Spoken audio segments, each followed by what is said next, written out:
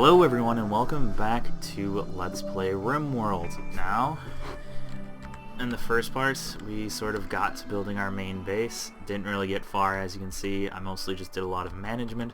Hopefully in this episode we'll actually build some more stuff and get into a bit of the deeper stuff in the game. And ooh, there's an actual animal besides the camels I see. A nice little iguana. I could try taming it, but I don't think that's a high priority right now. So yeah, I'll unpause the game right away just to let them start building this stuff. Speaking of which, one thing I obviously forgot in the first episode, I kind of need to give these guys beds, because if you don't do that, they'll be quite sad. Well, actually, he doesn't even say that he's mad that he slept on the ground yet, but I think they'll say that eventually, and then they'll get angry and sad, and then they'll start killing each other, and that's never fun. Alright. I mean, it'd be nice to build a room right away, but obviously we don't really have the time to do that, so I'll just build a bunch of random beds in here. I don't know if spacing them out helps, really, because I noticed when you make them have rooms within the same, like, area, it'll typically say that they're sad or angry because they were woken up by other people. I know they're gonna have negative buffs, like debuffs, because of the fact that they're sharing a room, but I think spacing them out makes them wake each other up less often. I don't know. It doesn't really matter. Guess we'll find out. It doesn't really seem, though, because during my test run, I did space out the beds quite a bit, and they still seem to get angry for having their sleep get disturbed, so didn't seem to help much. Actually, I'm just gonna wake them all up now. Not that I don't think waking up, or I don't think sleeping here is going to make them any more happy than just sleeping randomly on the ground, but whatever. Actually, at least sleeping under the stars seems to prevent them from being angry about sleeping with others. It just makes them angry about sleeping outdoors, so doesn't help much. Learn a history tab? What? Okay. There's the history. I do know that the amount of wealth you have basically influences the amount of... Well, one thing I should say, actually, I kind of forgot to mention this the first one. There's different factions on the planet. There's 2 Outlander towns right away. I think this isn't typically the case. Actually, sometimes there are 2 pirate bands, I think, instead of 2 tribes, but typically I think there's 2 Outlander towns, there's 2 tribes, and then there is 1 pirate band. And usually, I've noticed, the pirates are always hostile no matter what. There's usually 1 tribe that's always hostile, and then there's another tribe that just isn't that happy with you being there, but whatever. Guess it makes sense, because basically the reason, at least when I read sort of the history of the game, or the sort of, I guess, prelude to the stuff in the game, from what I've read, the Outlander towns are basically like slightly technological people that either purposely or accidentally landed on the planet. And then these are just people that have been here for like hundreds or thousands of years, or not thousands, but a couple hundred years that might have accidentally landed. So they were, I guess, supposed to be part of the very first colonization efforts of different planets, and then they kind of just got abandoned. So that's why they're tribes, because they basically lost all the technology that they might have once had. Or I guess in some cases they might have been slaves from the pirates who got away and started their own little group. Yeah, because as you can see, these guys are hostile to everyone, and I think that's almost always going to happen unless you pay them to... You can basically bribe the different factions to be happy with you. The other way I've noticed you can do it is if they attack you and you capture some of their members and then release them sort of on goodwill, then the group will be happier with you, but whatever. Enough about that. So yeah, normally I don't worry about defenses too much. That's something I'm obviously going to want to worry about, because the tribe, and also there's also mechanoids, which are basically robots that are created by I guess hive minds might be part of the case, but they're made by rogue AIs that I guess randomly like to send robots down to kill people. So that's nice.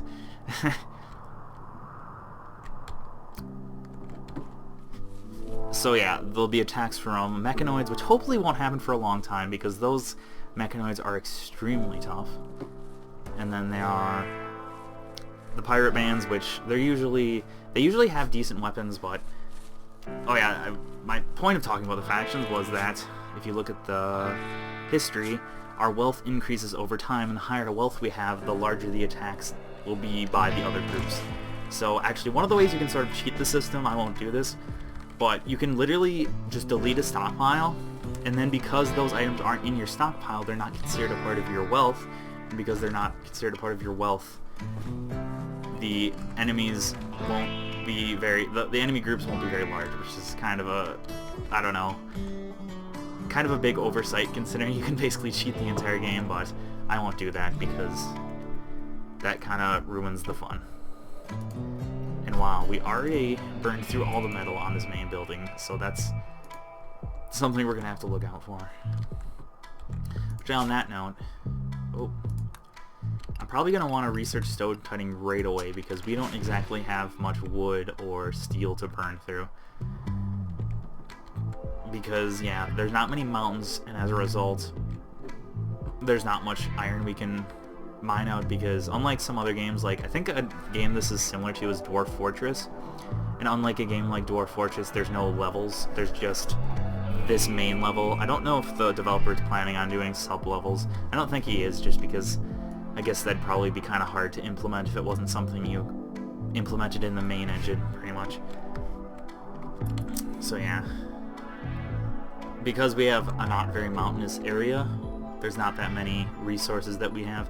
I have noticed, though, actually, it's kind of good to have a smaller mountainous areas, because I've noticed there appears to be denser resources. So although there's like less plentiful resources in general, the resources are much more packed in, whereas if we were in a massive mountain range, sometimes, like, instead of having like one of these, you know, this often, there might just be like one sticking out here and one sticking out here, and that would be it.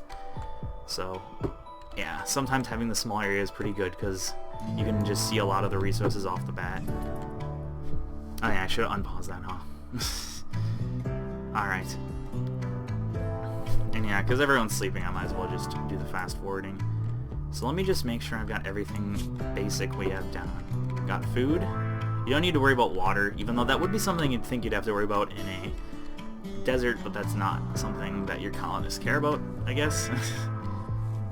And yeah, we got food. Well, we got these little starter rations of food, which obviously won't last us very long, so we're gonna have to... Actually, we're probably gonna have to hunt some people, or not people. I mean, I guess we could hunt people as well, but I don't tend to like to do that because it makes your colonists very mad if you make them cannibals. Actually, I think, isn't one of our cannibals? Yes, is one of our cannibals cannibals? No, is one of our colonists a cannibal? Yeah. So Douglas, if we start doing cannibalism, he will not care. Do we have a masochist too? No, that must have been one of the other ones. I normally wouldn't remember something like that, but I did actually watch my first video through a bit, so that's the only reason I know things like that. I keep accidentally pausing. That's no good for gameplay when there's no actual playing of the game, is there? Let's see. Oh, there's quite a few camels now. We could just kill them. And then have a bit of meat stocked up. But one thing we're going to need being in the desert is a refrigerator, because if I was in the tundra, for example, I could honestly just put my food outside and then it would freeze overnight and stuff. But because we're in the desert, food will perish quite quickly.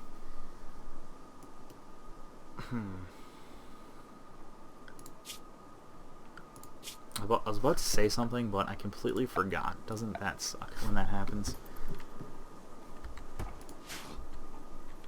So yeah, I think one of the first things we're going to want to build after this main base, probably bedrooms, I guess, just because bedrooms are always nice.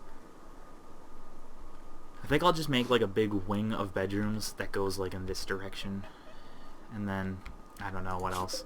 I'll obviously at some point want to use this for generating energy. Oh yeah, that's something I need right away as well. Yeah, I was gonna add a bill. Butcher creature and butcher forever, because that basically means anytime there's an animal that is dead, they will butcher it. Sorry about that, just moved my keyboard. So yeah. Oh yeah, that was one thing I forgot build is I want to build a research bench right away. Yeah, we have a decent amount of wood, so I'll use this. I'll just place it outside because it doesn't really matter for now. I'll probably make a very large room for production-related items later, but we don't exactly have the luxury of being able to do that yet, especially with only 3 people. We have a very limited workforce and very limited resources. So it'd be nice if we could get a new colonist early on, because that really speeds things up quite a bit. Yeah, I wasn't paying attention to what they were doing that much during this day, so it wasn't very productive. And yeah, as I was saying, I'm not really going to worry about security right away because... Let's see. What would be a good name? What would be a good name? I think I'm just going to think of a random city name. Munich. I'll just choose Munich because why not? Doesn't really matter. Yeah, literally the only point of naming your city is that it appears on the save file. Other than that, it doesn't really matter. Oh yeah. And my colonists are idle. I need to actually find something for them to do now that they're awake. Mining. We need steel pretty badly.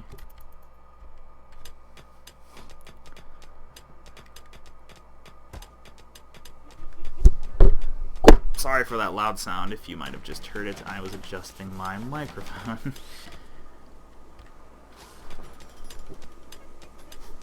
There we go. Finally finished that building. Admittedly, it was my fault for not telling them to do the things. Okay, yeah, I did tell them to research that. So I'm gonna make that guy a number 1, just because I really want the researching to get done. How much is he? Yeah, he's alright at research. Well, he's pretty low, but because he has such a large passion for it, yeah, you can just see right there, it's rising really quickly. So after we've got done researching several items, he'll be really quick. Yeah, you can assign a tame animal to be trained in specific skills on its training. Oh yeah, that was something I didn't even do at all during my training. My sort of previous playthrough. I think I want that. Oh. Instead of just... Yeah. Yeah, actually, I remember my sort of test run. I had like a husky, and I didn't train it at all, because I didn't even pay attention to that little hot tip thing. So it just literally got killed on the first raid, because it was just like wandering around over here, and it just basically got beaten down by a random bandit. Who are you? Visitor? Teacher from Sons Mason. And one thing I should try to do is actually pay attention to the little envelopes that come up, because they're usually important, and I have a tendency of missing them.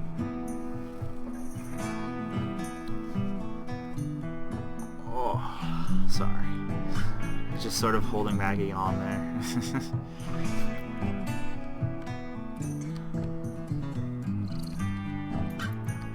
God, you people sleep a really long time. I should probably slim it. I'm gonna limit them. I'm gonna limit their sleep, I think. Alright, we got some more steel now. Yeah, I really want to get the stone cutting down, because there's just...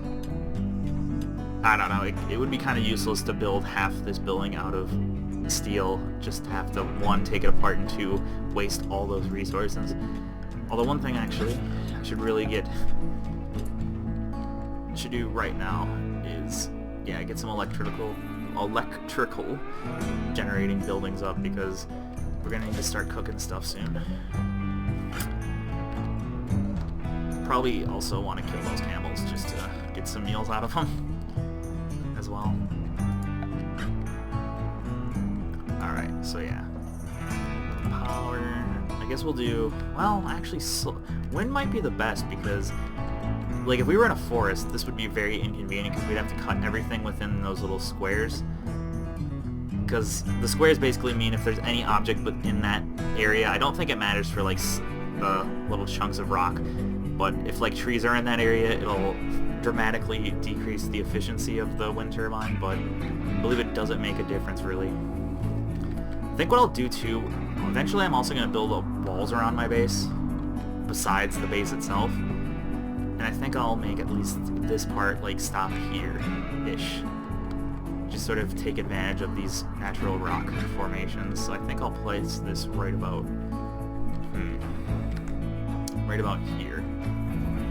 Place 2 of them for now. It's more than we need, but it'll be good for... It'll be good for the future. Yeah, because I've definitely tend to have problems where I have to keep building power-producing facilities in order to keep up with the demand of the buildings. Also, wow, this has gotten loud. I'm gonna move it down. I swear I moved it down earlier. I wonder... That's weird. Whatever. Alright. Kinda useless to build the lines right away, but whatever. Actually, you know what? I'm going to cancel one of these because I don't really want to have to make them spend all that steel right away. There we go. Got one pretty much done already. Uh-oh. Here's our first dangerous encounter. It'll always play that little siren and have this come off right away whenever that happens. And apparently a local iguana has gone mad and will attack everyone it sees. That tends to always be the first dangerous encounter I've noticed, is some random animal will go crazy. Don't really have to worry about this. I just will recruit them all and tell them to stand here and then pick it off, hopefully. Thank you. That's kind of sad when they're not even able to take the animal out before it gets to them. But they fortunately at least mortally wounded him. And I'll finish it off just so it doesn't stand there dying. And on that note, okay, I already did that. So hopefully one of them should do the butchering soon. Not that having raw meat is that good, but it'll at least be decent for our future needs. Oh, there we go. Got one down.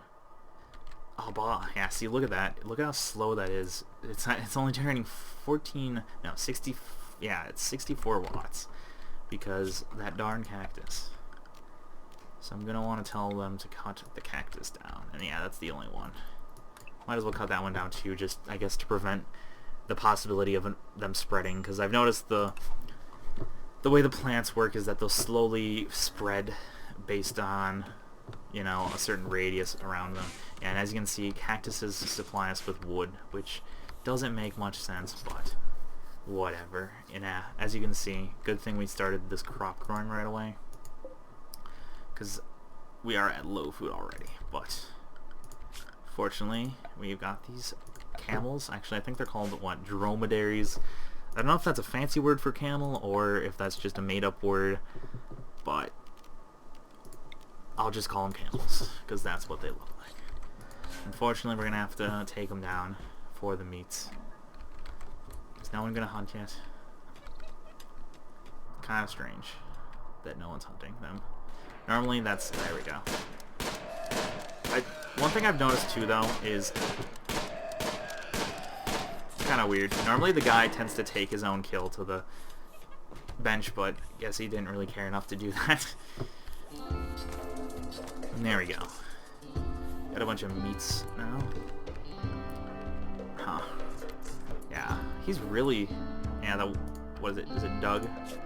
Yeah, Doug is really slow with his research. I think they might have nerfed the research speed because, at least from when I remember playing in the past, it was a lot quicker than this, especially for stone cutting, because that's the lowest, like, that requires the least number of research points. Ooh, look at that. A wanderer joins.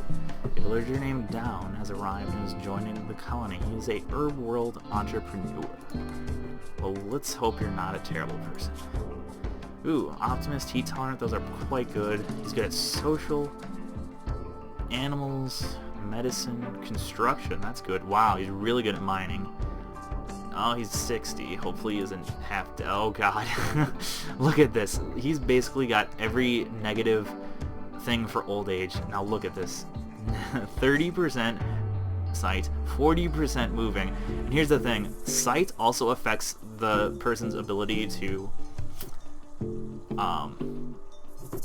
it affects the person's ability to do things like crafting or mining. So although he's got high skills, all of these things pretty much ruin them. Oh my god, look at how slow he is. Like, this is 3 times speed, and he's just moving like a turtle. I know this is gonna sound absolutely terrible, but I kind of just want to kill him. I know that's an absolutely terrible thing to say, but he will honestly be more of a burden on this group than help. I know, I would never do something like that in the real world, obviously, but I'm thinking of just letting him kind of die, because, I mean, I guess I could make him die happily, or not happily, but easily. You can actually euthanize people, which, I guess, you know, I mean, he's got cataracts in both eyes, and he can barely move, yet he's trying to survive on this hostile planet. You know what, I'll just keep him. I won't be a dick, and I'll let him stay here with us.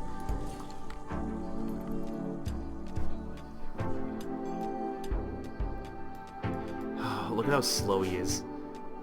Like, with a skill of 15, he should be a lot faster, but he's just so slow. Oh. Terrible. Oh, great, an eclipse. See, that's why I'm glad we didn't do... That's one of the worst things about choosing, what was I gonna say? Choosing solar panels, is that eclipses happen very often, which doesn't make much sense, but they happen quite often, and it basically prevents you from generating any electricity, whereas at least these are relatively constant.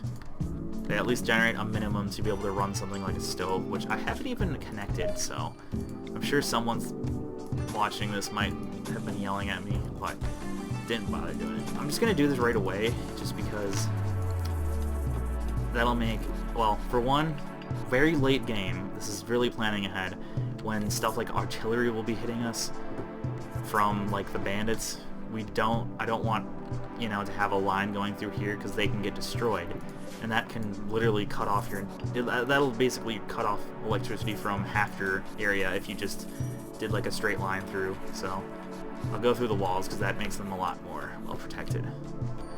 Actually, I think they still can get destroyed, regardless, but it at least makes it a bit better. And then it gives some redundancy. If I run the electrical wires through all the walls, it at least gives it some redundancy, so that if one gets destroyed, the whole thing doesn't go down. Yeah, they don't have much to do. I should really give them some stuff to do. Oh, I didn't even notice. The one guy got his researching down, so what I'm going to do is production. Let's find the... I think I'll do steel, just because we got quite a bit of it. And where's a good place for a stockpile of miscellaneous items? I suppose right here is pretty good. Put one here, just cause. And... oh, I'm gonna stretch my back a bit in real life, because it's hurting. And... dumping stockpile. So this will just be for all the chunks of random crap, and I think I'll also put human corpses here for a while, just because. So clear all. Yeah, priority doesn't really matter for chunks, because I'm not going to be putting chunks anywhere else. Stone, and also human corpses, just because this is sort of out of everyone's sight, so that, I mean, eventually I'll make a cremation station. Ooh, look, I'm a poet. I didn't even know it. But yeah, I'll put a cremation station down at some point in time, but that won't be for a while, because it's not very high priority, and it takes electricity and everything, so not something we really need right away. So I just want to have an area to store my corpses. Okay. The real question is, what kind of slag is the most common in this area? It's a good amount of sandstone. Ooh, there's quite a bit of granite, but most of it's all the way over here. And there's a semi-decent amount of marble. I don't remember which one of these is the strongest, though, because obviously these make... I think sandstone's actually pretty high, which... I can't remember. I just remember that some of the rocks have a higher, like, strongness, yeah. Okay, use your big words, Hunter. They have a higher, like, amount of hit points once you craft them into walls, because I think right now they're all the same, yeah. But once we make these into bricks and then make them into walls, they all have different health points. I think it's only different by, like, 100, and I think they go to about 1,000 or so. I can't remember exactly, but I don't remember which of these is the best. I suppose just in terms of convenience, I guess I want to see which one's closest around here. Definitely seems like sandstone's the closest, so I guess we'll choose sandstone as what we're going to make our facility walls out of. And I think what I'll do then is when I decide to eventually make some big-ass perimeter walls, I'll make those probably out of like marble or something else, just so that we don't have to be going like around here for more chunks. Alright, so let's go to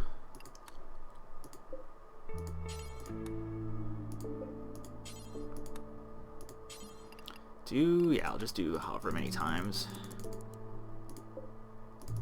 Yeah, and having 2 right now doesn't really make a difference, but I just kind of did it because eventually it'll be nice to produce this quickly.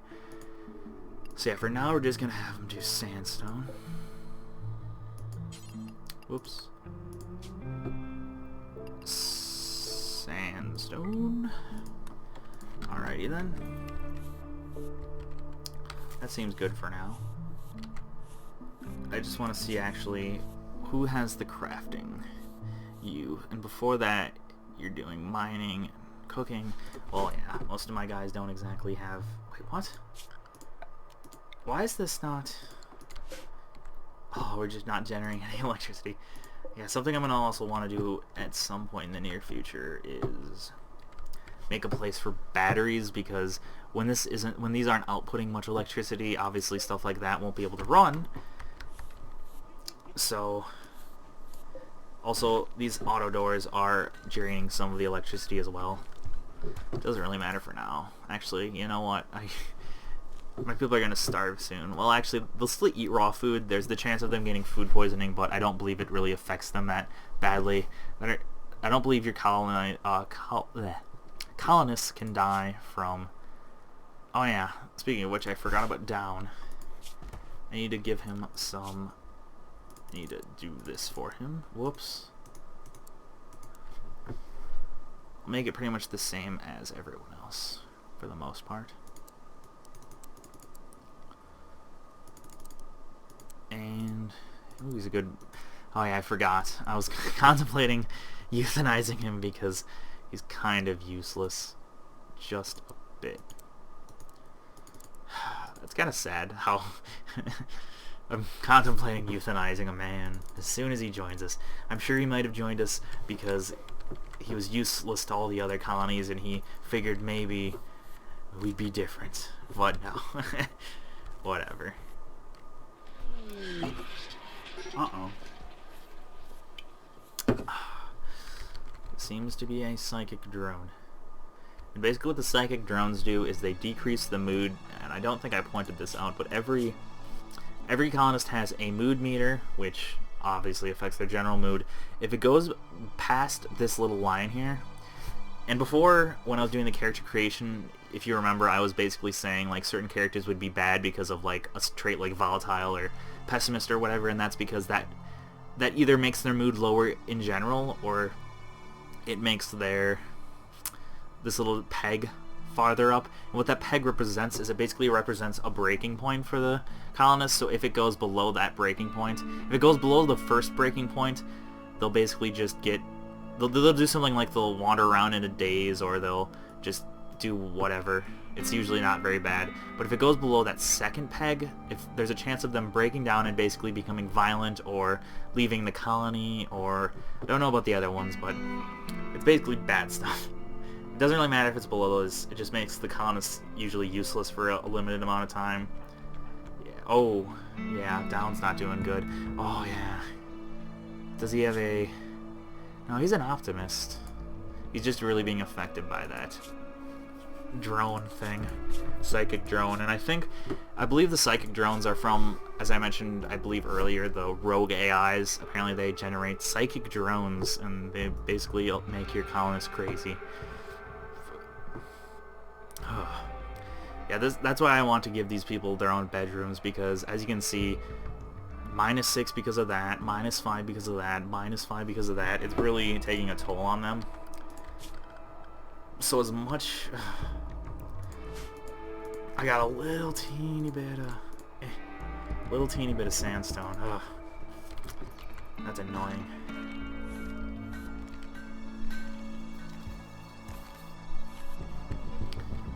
Okay. Fortunately, Moran, yeah, as you can see, he had like a lower, or not a lower, a like smaller breakdown, so he's just in a daze, so he's just gonna wander around and not really do much for a while.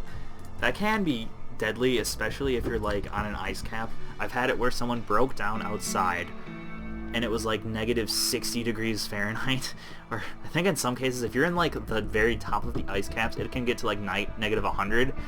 So if any of your colonists are outside for more than like a couple minutes, they'll literally just die from frostbite.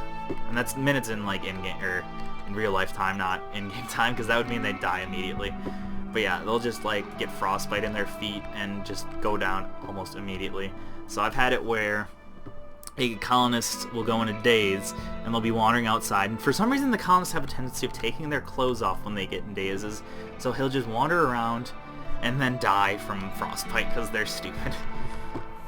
Yeah.